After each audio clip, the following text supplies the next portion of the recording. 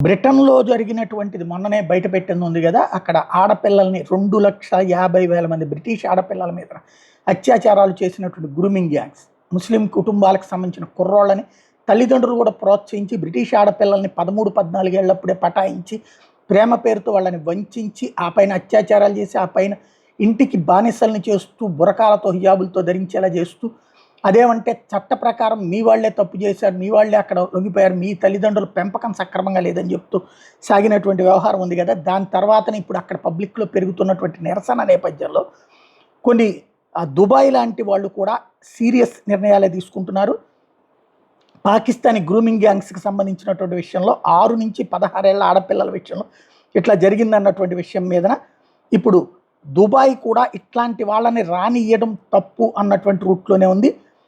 Britain పోలీసుల దగ్గర నుంచి సదరు సమాచారాన్ని తీసుకునేటటువంటి ప్రయత్నం చేస్తున్నారు. ఇప్పుడు ఎవరైతే బ్రిటన్లో ఉన్నటువంటి అట్లాంటి గ్రూమింగ్ గ్యాంగులని నడిపిస్తున్నటువంటి సంస్థలకి నిధుల్ని కట్ చేస్తూ దుబాయ్ కీలకమైనటువంటి నిర్ణయం తీసుకుంది.